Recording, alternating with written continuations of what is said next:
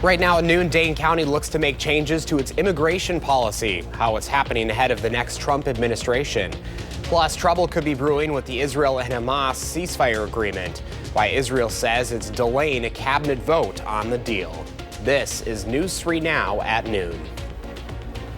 Thanks for joining us. I'm Josh Breiter. Breaking now at noon, Hall of Fame broadcaster Bob Uecker has died. According to his family, he's been battling small cell lung cancer since 2023. Born in Milwaukee, Bob Uecker signed with the Braves back in 1956, reaching the major league in 1962, where he played for 6 seasons. Uecker would later go on to have a successful career in broadcasting and entertainment, also being the voice for the Milwaukee Brewers. Many know him for his role as Harry Doyle in the movie Major League. He was also dubbed Mr. Baseball by Johnny Carson. Bob Uecker was 90 years old. Right now, there are concerns over a so-called burn list compiled by Beaver Dam High School students. School officials say there is no credible threat associated with that list. In a statement to News 3 Now, district officials tell us the term burn list is related to a TikTok challenge. The trend references a resolution to make a list of things to let go of. The purpose is to release negative emotions associated with the people, places, or things on the list, and then burn the list. Administrators say they have identified the students who created and distributed the list. Beaver Dam Unified School District Superintendent adds in a statement of his own, quote, recent events in our own state have and should provide a grounding reminder and expectation that any and all threats or perceived threats must always be taken very seriously. Any student found to be involved will face a significant disciplinary action in accordance with our school policies and be referred to law enforcement. Happening today, the Wisconsin Supreme Court is hearing oral arguments on a case involving legislative authority. The case originated after a Republican committee rejected a state agency rule that would ban conversion therapy. The Joint Committee for the Review of Administrative Rules twice blocked a conversion therapy ban. The defense, led by Senator Howard Markline, says a 1992 court ruling upholds the legislature's ability to suspend state agency rules. Governor Evers, who brought the case forward, says the Constitution reserves that power for the executive branch. A ruling is expected in the coming months. Dane County leaders are preparing for the incoming Trump administration. They say their focus is on changes in immigration policy that could begin as soon as Monday. The Dane County executive and district attorney say, regardless of status, county residents should continue to engage with law enforcement without fear of removal from their community. The DA also differentiated his office from federal agency. He says the promise of streamlined deportations could make justice harder to come by. A collateral consequence of mass deportations is the creation of a pathway for violent offenders who are facing serious criminal charges to evade accountability. It could be, in a sense, a get-out-of-jail-free card. Dane County's Office of Immigration Affairs has been in place since 2017. It launched less than a month into Trump's first presidential term as a response to the climate towards the immigrant community. Well, we have a big temperature swing ahead. First Four meteorologist Blaze Keller has your certified most accurate forecast, and not too shabby out on the weather patio today, Blaze. No, I mean, if you can see the little temperature there at the bottom of your screen, it says it's 34 degrees outside the studio in Madison. So we're doing a little bit of melting. The snow on the weather patio certainly has been whittling away here over the last couple of days. And while we're going to be in the 30s and 40s today and tomorrow, we've already been talking about alert days for the past couple of days for Sunday through Tuesday of next week. That's when our morning wind chills are going to be the coldest of the season, anywhere between 30 and 35 degrees below zero, especially Tuesday morning. So here's a future track look at waking up on Sunday morning. And then if we fast forward that into Monday morning, we're about 20 to 25 degrees below zero in some spots. And then Tuesday continues to be the coldest morning with those wind chill values at least 25 to 35 degrees below zero. And that can mean frostbite can set in within 30 minutes. So stay with News 3 Now. We'll likely be seeing some cold weather alerts being issued and maybe even some school delays because of that cold. In contrast, though, as I mentioned, today and tomorrow, we are going to be warm. We're already 15 to 20 degrees warmer than the same time yesterday as we're at 35 in Madison, 36 in Boscobel, 32 in Viroqua, 35 in Beaver Dam. We're at 36 in Cross Plains and Verona as well. So we're going to be doing a lot of melting here both today and tomorrow. And again, if you're not a fan of the cold, enjoy today and tomorrow because it is going to be cold. We'll track out a few flurry chances in the full forecast coming up later on in this half hour. All right, Blaze, we'll talk to you then. Thank you. This afternoon, there's a possible setback to the ceasefire and hostage deal to the end of the Israel's war with Hamas. CBS's Elizabeth Palmer has the new developments. For Gazans, it was the best possible news. Knowing the bombing would stop on Sunday brought overwhelming relief and joy. This little boy said it all. We're going home.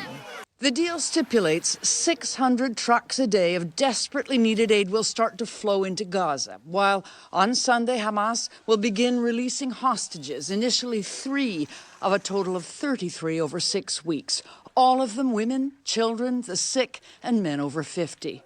In exchange, Israel will release more than 1,000 Palestinian prisoners from its jails. Among the hostages held captive in Gaza, there are 3 Americans, Eden Alexander, Sagi Dekel-Chen, and Keith Siegel. In Tel Aviv, a small crowd gathered on the spot where protesters week after week had demanded that Israel's government bring the hostages home. Yifat Calderon was among them. Her cousin, Ofer, was kidnapped on October 7th, 2023, from his kibbutz. Do you feel a huge relief tonight?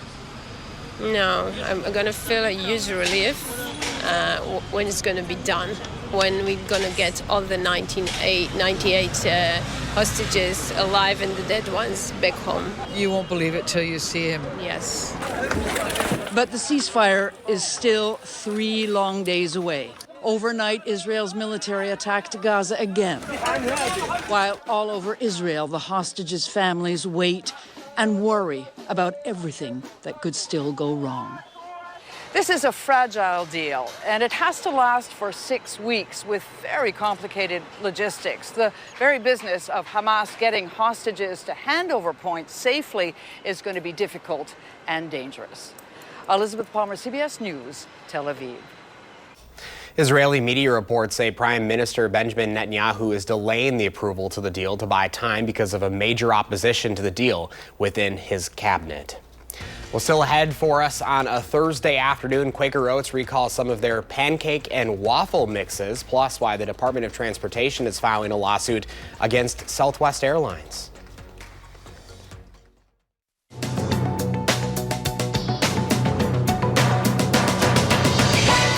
The Department of Transportation has filed a lawsuit against Southwest Airlines, alleging the company persistently operated chronically late flights. The suit hones in on 2 flight routes back in 2022 that resulted in 180 disruptions in a 5-month period. Southwest says focusing on those flights nearly 3 years ago is unrealistic compared to its overall record. The Transportation Department also fined Frontier Airlines $650,000 for chronically delayed flights, though half of that amount could be suspended if the carrier doesn't operate chronically late flights over the next 3 years. Quaker Oats Company is recalling boxes of its Pearl Milling Company original pancake and waffle mix due to undeclared milk. The FDA says people with serious milk allergies could experience a serious or life-threatening reaction. The recalled products were sold in 11 states. And the CEO of Walgreens says locking up merchandise to thwart theft has also turned off paying customers. The company reported an earnings loss of $245 million last quarter compared to $39 million during the same period a year ago. Walgreens plans to close hundreds of stores by the end of this year due to faltering sales. That's your CBS News Money Watch report. For more, log on to cbsmoneywatch.com. At the CBS Broadcast Center, I'm Chanel Call. Here's the stock report at the noon hour. The Dow is down 22 points, NASDAQ down 54, and the S&P 500 up 2 points at this hour. Pam is live with a look at the farm numbers straight ahead, and Blaze has the first warn forecast, and later on Live at 4. Wendy Gillette on what's happening in a popular vacation spot in Mexico. Welcome back. Pam Yankee is live in Green Bay this afternoon with a special anniversary celebration. Hi, Pam. Hey, Josh. Yeah, you're right. One of my favorite places on the planet, Green Bay, at the KI Center, downtown Green Bay, where it's Dairy Strong 2025 and the 25th anniversary of the Dairy Business Association. That's quite a milestone for a business, for a marriage. and for a farm organization. The brand new president of the Dairy Business Association is Greg Siegenthaler, and I snuck him away from some of his meetings to talk a little bit. Congratulations, Greg. Tell us a little bit about yourself. Thank you. Yes, grew up on a dairy farm in southwest Wisconsin, specifically Darlington. Currently live in Milwaukee and been employed with Grande Cheese Company for over 35 years now, currently as an executive. Now, that's kind of a change. Dairy Business Association traditionally has been led by producers. Tell me a little bit about the nuance of a processor being on. Well, I think as the industry continues to evolve, the need for more partnership between processor and producer is becoming more apparent. So that's the role I hope to fill and bring some experience to the board. Tell me a little bit about what you see as agenda items in calendar year 2025. You've been involved with dairy business almost since its inception, if not since its beginning. True, yeah. Well, we're working through some pricing reform right now with the federal milk marketing order reform components. But other things kind of on the horizon are environmental issues, right? Business sustainability, not just from a processor perspective, but also the producer's perspective, and maybe more importantly, because in the end, it's two wings of the airplane. Yeah, for sure, for sure. How's the reaction been here to the 25th anniversary? We were just comparing notes on all the people that we remember, that we know, that we're still walking around with. Yeah, I think it's well attended, right? Yeah. It's, again, just evident of the evolution of the industry, and I think the real positive things that we can be excited about looking forward. You know, the nice part is there's youngsters coming up, too. Yeah, they're definitely youngsters, and that's nice to see. Yeah, yeah. The dairy size here at Dairy Business Association also continuing to grow. That's something, that's one of those messages that I'm sure you'll be sharing with those elected officials that don't necessarily understand the dynamics of today's agriculture. Yeah, very true, right? I mean, even though we still have a strong presence here, the number of farms continue to shrink. We need to make sure our voice is strong, especially in the capital. Well, and like we said, welcome as a processor. That's a voice that stands shoulder to shoulder with the producers. Now you get a chance to sit at the big chair. Yeah, thank you very much. Absolutely. Greg Siegenthaler along with us again, just newly elected president of the Dairy Business Association this afternoon. They've got more breakout sessions that will be unfolding here at the KI Center. And wrapping it up this afternoon, Josh, as you might expect, with a Master Cheesemakers celebration, some of the finest Wisconsin has to produce, along with all the colorful cheesemakers that come along with it as we cap off 25 years of successful conversations with the Dairy Business Association. And you know I'm loving it up here. Oh, I know you are. And of course there has to be some cheese involved at a convention like that, Pam. It's worth the trip, you know. All right, Pam Yankee live with our Lafayette County native this afternoon. Pam, thank you. We'll enjoy these warmer temperatures now because polar plunge is going to be on the way. Here's meteorologist Blaze Keller with the first warm forecast. To say the least, yes. So we're going to be in the 30s and 40s today, already in those mid to upper 30s right now. The weekend is going to become colder, especially on Sunday. We have those alert days essentially from Sunday through next Tuesday, because that's when we first warned you a couple of days ago at the very least that we were expecting really the coldest air of winter so far to make its way out of the Arctic, out of Canada, and be overhead here. So what's happening big picture wise? Well, in the near short term, we've got a low pressure system moving through parts of Minnesota, southern Canada, kind of right along the United States-Canadian border. That's pulling up all of this warmth. It may actually bring us a few flurries as we go into the afternoon hours on Friday. We get that little bit of warmth, a little bit more moisture, but the flurry accumulation is going to be minimal to none. And then as we go into Saturday onwards, that strong high pressure system is going to move out of Canada and help bring down that cooler air. And by doing so, we're going to clear up the skies as we go Sunday onwards into your Monday and Tuesday. It's also that time of year when we get these sunny conditions, we're most likely dealing with some very cold temperatures. So we'll be about 15 or so degrees above normal tomorrow, and then we'll be about 20 to 25 degrees below normal Sunday, Monday, and Tuesday of next week. But that Arctic blast is short-lived. We'll become more seasonal and then above average by a few degrees to end next week. So it's going to be a very cold start, but it's going to be a not so bad finish to our next work week. Upper 30s to low 40s once again on Friday. Probably going to be more or closer to those upper 30s to low 40s than today, just with that pull of warmer air. Those southwesterly winds really going to bring up that warmth. And then the northwesterly winds take on over and we cool on down. By 3 p.m. on Thursday, we're still below zero. These are actual air temperatures, and that only continues as we go into your Tuesday. Monday night into Tuesday does look to be the coldest period that we are expecting expecting over the next couple of days.